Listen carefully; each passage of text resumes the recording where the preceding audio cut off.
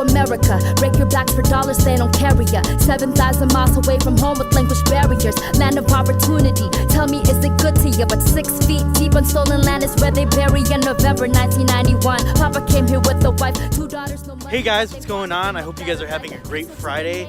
The lighting is good on my walk to campus. It's really warm out. It's probably 30 degrees. The ice is melting, which is really nice, but really bad for the kicks. I just wanted to do another real talk. So a couple days ago when I filmed the vlog where I played basketball with my friend Tyler, right after I dropped him off, I actually stopped by the Filipino store in town. And I didn't know there was a Filipino store in town until after I graduated college. You know, I've been here in Champaign-Urbana for the last 6.5 years. When I first came on staff, just driving through the farthest parts of Champaign, I just saw that Maligaya Oriental store. I'm like, Maligaya, that's a Filipino word. And so for the past few years, you know, occasionally I would stop by and get some Filipino food, even though I won't eat it often, just when I miss home and when I miss my culture. and that's something I want to talk about is what's it like being a Filipino-American here in Champaign-Urbana. And it's been good at times, it's also been hard. Because up in Chicago, you know, that's where my family is at. That's where the home church I grew up in, which was all Filipino. The places where I'm immersed in my Filipino culture is up in Chicago. And I don't really have that space down here. My Filipino culture is something I'm constantly wrestling with and thinking about. Because a lot of my life, I didn't like being Filipino. Even though I was born here in the States, the first language I spoke fluently was Tagalog. But at age of 6, when I started grade school, you know, the kids would make fun of you if you had an accent. And so I had 2 choices back then, either continue speaking with an accent or just forget the language, forget the culture, and assimilate to white culture. And that's what I did. And so a lot of my upbringing, I did not like being Filipino because I was made fun of it, or people saw me as different because of it. It wasn't until college, being part of my Christian fellowship, where I started to learn that culture is a good thing. It's not just an accident. It's not just something that separates you from people, but it's a thing that God has gifted us with. Amen. But I knew that in my head, but I still didn't have much space to explore my cultural identity here. My closest friends in undergrad were Chinese American. Shout out to these awesome guys. But I always thought that being Asian was this umbrella identity. I didn't know that Filipinos were so much more different than Chinese, Korean, other Asian cultures. And because they always saw me as the extroverted one, the expressive one, the crazier one, you know. And I just didn't have language to realize that was just different. That was uniquely Filipino.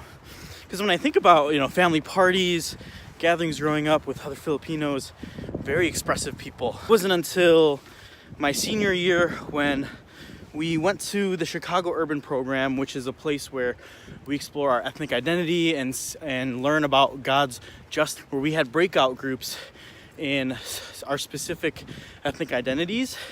And that's when it hit me, because even within Asians, the Chinese Americans had their group, the Koreans had their group, and then there was the other Asian groups, which, because there weren't many of us, there were some Vietnamese, Japanese, Filipino, and that's when it hit me. Oh wow, I'm so different from everyone else. And that began this journey even till now, trying to understand, like, what does it mean to be Filipino-American? What does it mean to be a Filipino-American Christian, and all those intersecting identities? And man, I wish I could quantify it and package it in really good wording, but I can't, because it's such an ongoing process. And the thing is here, I just committed another 5 more years to work for InterVarsity here at the University of Illinois. And that means saying no to Chicago, saying no to going back home to where I grew up in. And for me, that's a place of home, a place of culture, like I said before. What's cool about going to the Filipino store is the guy running the store, he asked me, hey, like, did you just move into town? And I told him, no, I've been here for 6.5 years, but I just started working recently, past couple of years, and only found out about the store recently. And so real quickly, he networked me, hey, you know, there's a Filipino-American Association of East Central Illinois. We have basketball leagues. I'm like, what the heck? What the heck? What the heck? I did not know this existed. And so that's definitely something I want to check out. But it also brings me some insecurity because even though when I'm in non-Filipino spaces, I don't feel completely at home. But the truth is when I'm in Filipino spaces, I also don't feel completely at home. You know, I'm a lighter skinned Filipino and more Filipinos are darker skinned. And so when people first see me, they don't even see me as Filipino right away. And then the added layer of I'm a Filipino-American to people straight from the Philippines, like even my own family and cousins and stuff, I'm not completely one of them.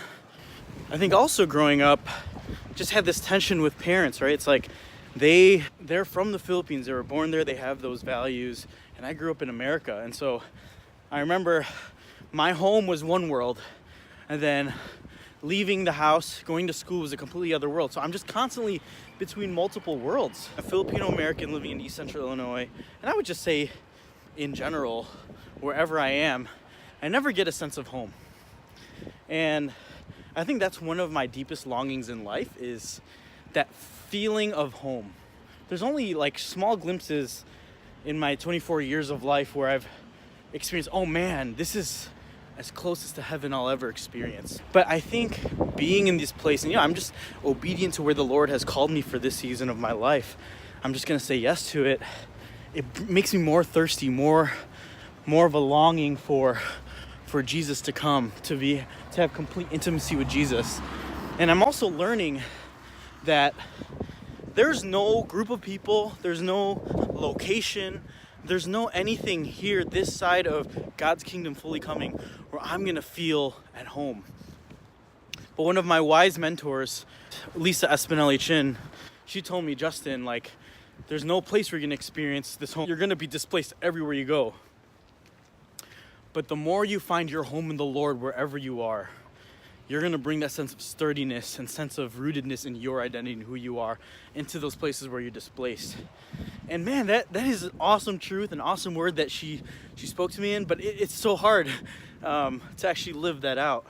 And so that's my journey. Like, that's what I'm trying to figure out with the Lord is, man, how can I be at so home with the Lord that I can say yes to wherever he calls me? I don't have to seek the promised land or to seek this ideal place where I'm gonna surround myself with all these Filipinos or people who get me, but I can say yes to wherever he goes because my home is in the Lord, not in any place on this earth. So it's been a joyous process to grow in my ethnic identity in Christ as a Filipino-American Christian, but it's also really hard. If you're watching this, I just want to invite you, man, if you haven't been thinking about processing, wrestling with your ethnic identity, even if you're white, that is your culture. That is something that God created, and that is a good thing. Explore it with Jesus. See what he will reveal about yourself. Come to a place where you feel so at home in the Lord that whenever you feel displaced or whenever you feel like your sense of self is challenged, you can go back to your sense of rootedness in the Lord. Yeah, I think I have a ways to go to grow in my ethnic identity in Christ. And I've also seen how God can use my ethnic identity as a Filipino-American to bring healing to others in their journey as Christians, as their journeys and understanding who they are created in the image of God. Being Filipino is awesome. Like I said, the food is bad for you, but man, it tastes good. When you're with Filipinos, they know how to have a party. They know how to celebrate, to dance, to show excitement. And the more I own that, the more I get a sense of, man, I could bring my true self to the people around me, even if most of the people around me aren't Filipino. Yeah, these are just some of my thoughts. Let me know if there are other topics that you want me to talk about. I hope you have a great Friday, and I hope this was a blessing to some of you. Peace out. But they wanted them a better life. Peaceful to their name, so they piecing up the pain. Ain't no peace in the position as an immigrant that's praying for a piece of that Americana pie for the cream. To a piece of dream they sold you, but it only was a dream. For a piece of mind to thinking that my mama could be seen as an equal, not a foreign immigrant or in between. I was a kid in the sky, nothing but dreams in her eyes, hoping